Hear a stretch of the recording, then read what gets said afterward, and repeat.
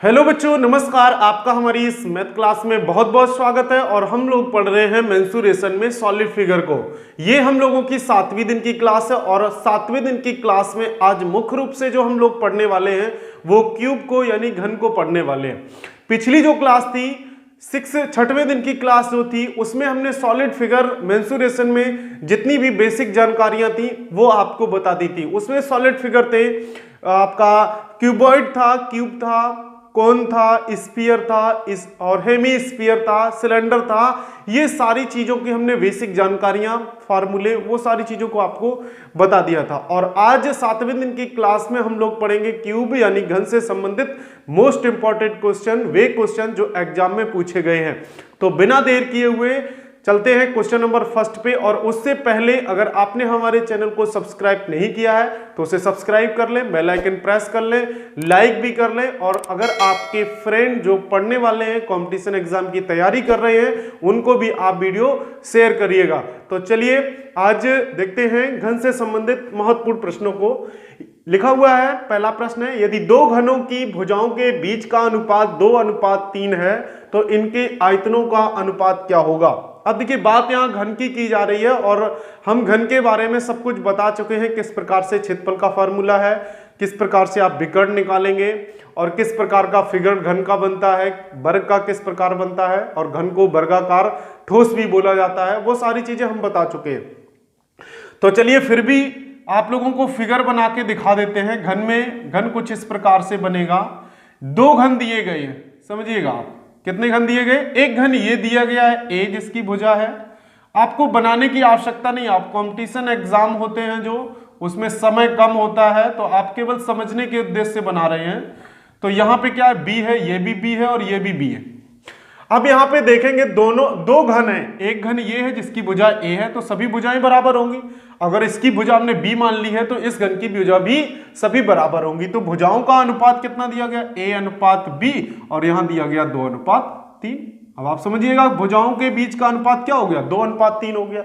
अब इनके आयतनों के बीच का अनुपात क्या होता है, हमने बताया था आयतन क्या होता है, जितनी भी भुजाएं हैं लंबाई गुणे चौड़ाई गुणे ऊंचाई, तीनों को गुणा। और यहां लंबाई चौड़ाई ऊंचाई सेम है तो क्या हो जाएगा, ए गुणे ए, यानी कि इसका ए क्यूब हो जाएगा और इसका क्या हो जाएगा, बी क्यूब हो जाएगा। तो आयतनों के बीच का अनुपात क्या हो जाएगा बताइए, आयतनों के बीच का अनुपात ए क्यूब हो गया और ये क्या हो जाएगा, बी क्यूब हो गया। अगर हम इसको करें तो 2 दूनी 4 दूनी 8 हो गया, 3 त्रिका 9 तिया 27 हो गया। तो यहां से जो आयतनों का अनुपात आपको मिलेगा, इसका आंसर मिलेगा वो है 8:27। तो अच्छा क्वेश्चन है आयतन से संबंधित, ये पहला क्वेश्चन है। और अब देखते हैं नेक्स्ट क्वेश्चन को। नेक्स्ट क्वेश्चन है, यदि दो घनों के क्षेत्रफलों के बीच का अनुपात 9:16 हो तो इनकी भुजाओं के बीच का अनुपात क्या होगा। क्वेश्चन फिर घन वाला है, सारे क्वेश्चन घन से रिलेटेड होंगे। अब यहां पे देखिए दिया हुआ है दो घनों के क्षेत्रफलों के बीच का अनुपात कितना है, 9:16 दिया गया है। तो इनकी भुजाओं के बीच का अनुपात क्या होगा। अब देखिए दो घन हैं, एक की भुजा आप ए मान लीजिए, एक की भुजा आप बी मान लीजिए, क्योंकि अलग अलग रेशियो में दिए गए और आपको ए अनुपात बी बताना है भुजाओं के बीच का अनुपात। तो अब यहां पे देखेंगे दो घनों के क्षेत्रफलों का अनुपात कितना है। तो क्षेत्रफलों का जो अनुपात होगा, क्षेत्रफलों का जो अनुपात होगा तो पहले वाले का क्षेत्रफल क्या होगा, 6a² अनुपात दूसरे वाले का क्या होगा, 6b² होगा। 6 से 6 से कैंसिल हो गया तो a² अनुपात b² हमें दिया गया है क्षेत्रफलों के बीच का अनुपात। और वो कितना दिया गया है, देखिए 9:16 तो दिया गया है। अनुपात में क्षेत्रफल है तो दोनों के क्षेत्रफल क्या होते हैं, 6a² और इसका क्या होगा दूसरे वाले के लिए b अगर भुजा है तो 6b²। अब रेशियो में है तो रेशियो में कॉमन जो भी अंक होते हैं वो क्या होते हैं, कट जाते हैं। तो क्या बचेगा, a² अनुपात b², यही आपको अनुपात दिया गया है, 9:16 दिया गया है। तो अगर हम इसके साथ यहां से देखें a² = कितना है, 9 है। तो यहां से अगर हम देखते हैं a² = 9 में तो फिर क्या संख्या आएगी, ठीक है। तो अगर हम यहां से देखेंगे और b² के साथ देखें तो ये कितना आएगा, 16 आएगा। तो देखिए a² = 9 है तो a कितना हो जाएगा, 3 हो गया। B square is equal to 16 है तो बी इज इक्वल टू कितना हो जाएगा, 4 हो जाएगा। तो यहां से ए और बी यानी कि दोनों भुजाएं पता चल जाती हैं, तो ए अनुपात बी कितना हो जाएगा, 3:4। और ये क्या है, यही आपसे पूछा गया है, हो तो इनकी भुजाओं के बीच का अनुपात क्या हो जाएगा, 3:4 हो जाएगा। तो आपको यहां पे जो क्षेत्रफल है उसमें कंफ्यूज नहीं होना। क्षेत्रफल क्या होते हैं, 6a स्क्वायर अनुपात 6b स्क्वायर। तो यहां 6 से 6 कैंसिल हो जाएगा, तो बचेगा a अनुपात a स्क्वायर अनुपात b स्क्वायर, और वो इसके इक्वल दिया हुआ है पहले से ही। तो a की वैल्यू फाइंड करेंगे और b, तो a अनुपात b जो है, दो घन है, दोनों की भुजाओं के बीच का अनुपात हो जाएगा 3:4। तो ये है सेकंड क्वेश्चन। और अब देखते हैं नेक्स्ट क्वेश्चन को, क्वेश्चन नंबर थर्ड को। क्वेश्चन नंबर थर्ड को देखते हैं। लिखा हुआ है, यदि किसी घन की भुजा में 20% वृद्धि कर दी जाए तो उसके आयतन में कितने प्रतिशत की वृद्धि होगी। तो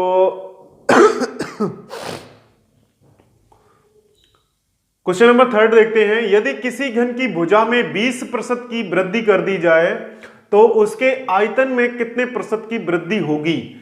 यानी कि जो घन दिया गया है, देखिए घन जो बना हुआ है, ये घन है आपका, और इस घन की भुजा क्या दी गई है आपको, ए दी जाती है, ए, ठीक है। और अब इसकी भुजा में कितने परसेंट की वृद्धि कर दी जाती है, 20% की वृद्धि कर दी जाती है। तो चलिए 20% का मतलब 100 और 20 जोड़ेंगे तो कितना हो जाएगा, 120। चलिए ऐसे कर लीजिए, 20% कर लें तो 0 से 0, 2 पंचे 10, तो यहां से कितना हुआ, a/5। a/5 है, a पहले से थी, a/5 ये है, तो कितनी हो जाएगी, 5 और 1 6, 6a/5। यानी कि पहले जो घन की भुजा थी वो a थी, लेकिन अगर हम 20% की वृद्धि कर देते हैं तो हमें जो भुजा है वो कितनी मिल जाएगी, 6a/5। अब क्या कहा गया है, तो उसके आयतन में कितने प्रतिशत की वृद्धि होगी। अब वृद्धि तो हो ही जाएगी जब हम 20% एक की भुजा बढ़ा देंगे, दूसरे जो घन बनेगा उसकी भुजा कितनी बढ़ा देते हैं, 20%। तो ये 6a/5 हो गया, ज्यादा हो गई, ये a है और ये 1 से कुछ a से कुछ ज्यादा है। तो चलिए अगर हम इसकी बात करें, अगर इस वाले घन की बात करें तो आयतन क्या होगा, a³ होगा, क्योंकि जो आयतन होता है घन का आयतन वो क्या होता है, भुजाघात 3। और ये एक भुजा है बढ़े हुए, इसकी क्या आयतन क्या हो जाएगा, इसका आयतन क्या हो जाएगा, 6a/5 और पूरे घात क्या हो जाएगा, 3 हो गया। तो आप देखें, 36 सिक्का 216 a³ और बटे 55 25 पंचे 125, यानी कि बड़ा हुआ आयतन ये है और पहले वाला आयतन a³। अब हम ये देखें कि ये है बड़ा हुआ, ये पहले का, अगर इससे इसको माइनस कर दें तो हमें ये पता चल जाएगा कितना ज्यादा है, लेकिन प्रतिशत वृद्धि पता नहीं चलेगी, ये जरूर पता चल जाएगा कितना ज्यादा है। तो चलिए 216 a³/125 माइनस a³ करते हैं। तो देखिए 125 इससे माइनस हुआ तो कितना हुआ, 1 बचेगा, और यहां से 91 a³/125, ये वृद्धि आ रही है, इतना ज्यादा हो जाता है आयतन। और अगर हम क्या कर दें कि उसमें 20% की उसकी भुजा में वृद्धि कर दें। अब कहा गया प्रतिशत, कितने प्रतिशत वृद्धि हुई, तो प्रतिशत वृद्धि कैसे निकालेंगे कि 100 का गुणा कर देते हैं, 91 a³/125 इंटू 100, और कितने से बढ़ी हुई बताई जा रही है आपको, बताइए। ये देखिए आपको कितना दिया गया है, a³, यही तो पहले थी, ये बढ़ गई है, तो बड़ा हुआ क्या है, ये है, और किससे दिखाना है, a³ से दिखाना है। तो चलिए a³ से हमने a³ कैंसिल कर दिया, अब 25 से करते हैं, 25 चौको 100, 25 पंचे 125, तो यहां से आएगा 91 गुणे 4/5। इसको सॉल्व करेंगे, 4 9 चौको 36, 364/5। इसमें जब इसको भाग लगाएंगे तो आएगा 5 सते 35, कितना बचा 1, 5 दूनी 10, अब कितना बचा 4 पना 8 40। तो यहां से जो फाइनली उत्तर आएगा वो आएगा 72.8% की वृद्धि हो जाती है उसके आयतन में। यदि घन की भुजा में 20% की वृद्धि कर दी जाए तो उसके आयतन में 72.8% की वृद्धि हो जाएगी। ये एक मोस्ट इंपॉर्टेंट क्वेश्चन है और एग्जाम के पर्पज से बहुत अच्छा है और बहुत मोस्ट इंपॉर्टेंट, बहुत अच्छा है। ये समझ लीजिए आप, एग्जाम में ऐसे क्वेश्चन आने की संभावना ज्यादा रहती है, तो आप इसे नोट कर लीजिए स्टार लगा के, ठीक है। 72.8% ये था घन से संबंधित तीसरा क्वेश्चन। और अब चलते हैं नेक्स्ट क्वेश्चन, क्वेश्चन नंबर 4 की तरफ। क्वेश्चन नंबर 4 है, 1 मीटर कोर वाले एक घनाकृति बॉक्स में 10 सेंटीमीटर कोरों वाले कितने छोटे घन रखे जा सकते हैं। देखिए क्वेश्चन घन से संबंधित है और इसमें कहा गया है कि 1 मीटर, देखिए यहां पे लिखा हुआ है 1 मीटर कोर वाले, 1 मीटर यानी कि 1 मीटर एक घन की भुजा है और उसमें उसका क्या बनाया गया है, एक घन बॉक्स बनाया गया है, उसमें 10 सेंटीमीटर भुजा वाले कितने घनों को डाला जा सकता है। तो ऐसे क्वेश्चन में क्या करेंगे कि जो बड़ा वाला घन है उसका आयतन निकाल लेंगे और छोटे वाले का आयतन निकाल लेंगे और उसको क्या कर देंगे, डिवाइड कर देंगे और हमें पता चल जाएगा कितने बॉक्स उसके अंदर आ सकते हैं। तो चलिए 1 मीटर जो दिया गया है वो बड़ा वाला दिया गया है। क्या दिया गया है, जो घन है बड़ा घन दिया गया है और उसकी भुजा कितनी दी गई है, 1 मीटर। यहां समझने की चीज ये है कि यहां पे जो यूनिट है वो किसमें, मीटर में है, और यहां पे जो यूनिट दी गई है वो किसमें दी गई है, सेंटीमीटर में दी गई है। तो अब इस मीटर को किस में बदल लें, सेंटीमीटर में। तो 1 मीटर में कितने सेंटीमीटर होते हैं, 100 सेंटीमीटर होते हैं। चलिए अब इसका आयतन निकाल लेते हैं। तो आयतन क्या होगा, आयतन क्या होगा, भुजाघात 3, तो 100 गुणे 100 और गुणे 100, ये हो गया बड़े वाले। और अब चलते हैं 10 सेंटीमीटर वाले में। तो भुजा कितनी है, 10 सेंटीमीटर है, इसका आयतन क्या होगा छोटे बॉक्स का, तो a क्यूब 10 गुणे 10 गुणे 10। अब हमें पता करने हैं कुल कितने हैं, कुल संख्या पता करनी है कि कितने उसमें बॉक्स आ जाएंगे।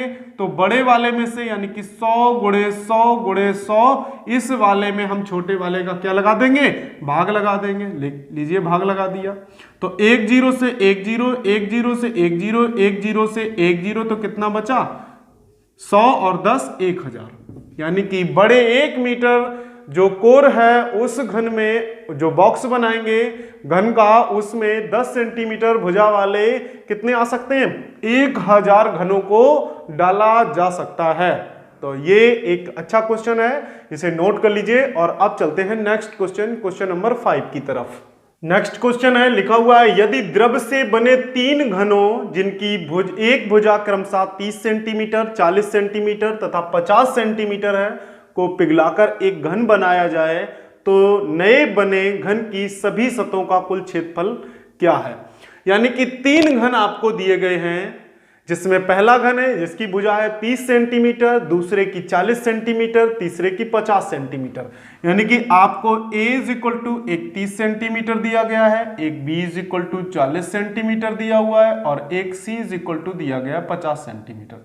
ये 3 घन है जिनको पिघलाया जाता है। तो अगर पिघलाएंगे तो क्या निकालना पड़ेगा हमें, आयतन, क्योंकि इकट्ठा हो जाएगा तो हमें आयतन की जरूरत पड़ेगी।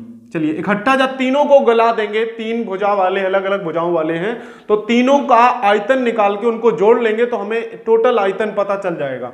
तो यहां कितना होगा, 3 a क्यूब करेंगे इसका, तो 3 का 9 27000 हो गया, प्लस 4 चौको 16 चौको 64,000 हो गया, प्लस 55 25 पंचे 125 और 3 0 हो गए। ये हमें मिल गया कुल आयतन। ठीक है, कुल आयतन हमें पता चल रहा है कि 27,000 इसका बनेगा जाके, 64,000 इसका बनेगा और 55 25 पंचे 125 इसका बनेगा जाके आयतन। तो हम यहां से देखते हैं, इसको ऐड कर लें तो हमें क्या मिलेगा, 0 0 0 5 4 9 9 7 16 की 6 हासिल 1, यहां से 2 1 3 3 6 6 3 9 9 2 11, 1 हासिल 1 और 1 2। ये हमें मिल गया टोटल आयतन कितना आया है। यानी कि अब जो हम घन बना के तैयार करेंगे उसका टोटल वॉल्यूम जो है वो आया है 2,16,000 घन सेंटीमीटर। ये हमें आयतन पता चल गया। अब कुल हमें क्या बताना है, कुल क्षेत्रफल बताना है। तो अब हमें जब आयतन पता चल गया है, एक बड़ा जो बनके तैयार होगा घन, उसका आयतन पता चल गया है कि 2,16,000 घन सेंटीमीटर इसका आयतन है, तो हम भुजा निकाल सकते हैं। तो यहां से हम देखेंगे कि बड़े की भुजा ए बी सी मानी हम इसकी कैपिटल ए, जो बड़ा घन बनेगा उस घन की भुजा हम कितनी मान लेते हैं, उस घन की भुजा हम मान लेते हैं कि इस घन की भुजा कितनी, कैपिटल ए। तो capital A cube is equal to कितना, ये घन के बराबर होगा, तो 2,16,000 करेंगे तो ए इज इक्वल टू आएगा 36 सिक्का 216 60 सेंटीमीटर। यानी कि जो बड़ा घन होगा उस घन की जो भुजा निकल के आएगी वो कितना आएगा, 60 सेंटीमीटर आएगी। अब पूछा क्या गया है, क्षेत्रफल पूछा गया है, तो घन का क्षेत्रफल क्या होता है 6a स्क्वायर, तो 6a स्क्वायर 6 गुणे, अब यहां पे a स्क्वायर करेंगे छत्रंग 36 हो गया, 36 हो गया, इसके साथ मल्टीप्लाई करेंगे तो 0 0 छत्रंग 36 की 6 हासिल 3 6 18 3 21, यानी कि ये जो वर्ग सेंटीमीटर। ठीक है, तो यहां से जो नए बने घन की सभी सतहों का कुल क्षेत्रफल कितना आएगा, 21,600 वर्ग सेंटीमीटर, और यही क्या होगा इसका करेक्ट और कंफर्म आंसर होगा। अच्छा क्वेश्चन है, इसको भी नोट कर लीजिए और वीडियो को लाइक भी करते रहिए। चलिए अब देखते हैं क्वेश्चन नंबर 6 को। नेक्स्ट क्वेश्चन है, एक घन के कोर की माप 10 सेंटीमीटर है, यदि इस घन से शंकु बनाया जाता है तो शंकु की ऊंचाई कितनी है, जबकि शंकु के आधार की त्रिज्या कितनी है, 7 सेंटीमीटर। यानी कि एक घन है, क्या दिया हुआ, एक घन दिया हुआ है जिसकी भुजा कोर कितनी दी गई है, 10 सेंटीमीटर दी गई, यानी कि ये 10 सेंटीमीटर दी हुई है। लिख लेते हैं यहां पे a is equal to 10 centimeter दिया हुआ, और यदि इस घन से शंकु बनाया जाता है, यानी कि इसको क्या कर दिया जाता है, पिघला दिया जाता है। जब पिघलाएंगे तो हमें किसकी आवश्यकता पड़ेगी, आयतन की आवश्यकता पड़ेगी। तो आयतन क्या होता है, a क्यूब होता है, तो क्या हो जाएगा 10 गुणे 10 गुणे 100, यानी कि हमें मिल जाएगा 1000 घन सेंटीमीटर। और अब क्या बनाना है, एक शंकु बनाना है। देखिएगा शंकु कुछ इस प्रकार से होगा, ये क्या हो जाता, ये h हो गई, ये l हो गई, और ये क्या हो जाएगी r हो गई, ये शंकु हो गया। तो शंकु की ऊंचाई बतानी, यानी कि h बताना है, जबकि त्रिज्या r is equal to 7 centimetre दी गई। देखिए जबकि शंकु के आधार की त्रिज्या कितनी दी गई है, 7 सेंटीमीटर दी गई। अब ऊंचाई पता करनी है, और ये क्या है, उसका आयतन है। तो आयतन क्या होता है शंकु का, तो शंकु का जो आयतन होता है वो देखिए, शंकु का आयतन क्या होता है, पाई r square h, 1/3 pi r square h। ठीक है, क्या होता है पाई 1/3 पाई r स्क्वायर h, ये होता है शंकु का आयतन। अब ये आयतन इसको पिघला के तो ये बनाया गया, जितना मटेरियल ये है उतना ही मटेरियल ये, यानी कि इसका आयतन इस घन के आयतन के इक्वल होगा। तो क्या हो जाएगा, देखिएगा 1/3 pi r square h is equal to कितना हो गया, 1000 हो गया। अब आपको दिया क्या गया, r दिया गया, h अपने आप आ जाएगा। तो क्या 1/3 पाई का मान 22/7 हो गया, r कितना है 7 गुणे 7, और पता क्या करना है, h पता करना है, यहां कितना है 1000 है।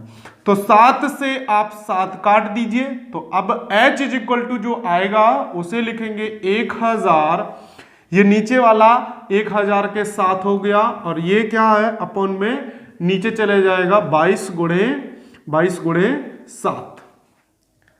ठीक है, कितना हो जाएगा 22 गुणे 7। तो अब इसको काट लीजिए, तो चलिए इसे काटते हैं 2 से 11, और ये कितना हो गया 500 हो गया।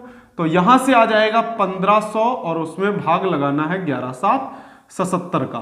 तो चलिए 1500 में भाग लगाते हैं 77 का, तो 77 दूनी कितना हो जाएगा, 7 दूनी 14, 7 दूनी 14 1 15, एक बार जाएगा 77 बचेगा, यहां से घटाएंगे 3, यहां कितना बचा 4 बचा, तो यहां 73 हुआ, एक 0 से 0 ताल लिया। अब इसको करिए 7 सते 49, 7 निम 9 बार जाएगा, 9 सत्ते 63, 3 6 हासिल, 9 सत्ते 63 और 3 6 69, यहाँ कितना बचेगा 7 बचेगा, और यहाँ 12 हुआ, 9 3 12 हुआ, यहाँ लगा दीजिए आप दशमलव, यहाँ लगाइएगा 0। तो अब कितनी बार जाएगा ये 7 पना 35, 7 चौक 28, 4 बार। तो यहां से कितना मिलाएगा आपको h इज इक्वल टू जो आएगा वो 19.4 सेंटीमीटर। ये जो h है वो कितनी आएगी 19.4 सेंटीमीटर, और यही इसका करेक्ट आंसर है 19.4। तो आपको समझ में आ रहा है कि जब भी पिघला के कोई दूसरी चीज बनाई जाती है, चाहे वो घन बनाया जाए, शंकु बनाया जाए, बेलन बनाया जाए, तो हमें हमेशा बात करनी है किस पे, आयतन पे बात करनी है। ठीक है, क्षेत्रफल पे बात नहीं करनी है, क्योंकि पिघला के बनाया जा रहा है तो एक मटेरियल जो है वो क्या होता है, उस वस्तु का आयतन होगा जो नया रूप लेगा। तो उसमें आपको हाइट बतानी थी, हाइट होगी 19.4 सेंटीमीटर। इसका कंफर्म आंसर है। और ये था क्वेश्चन।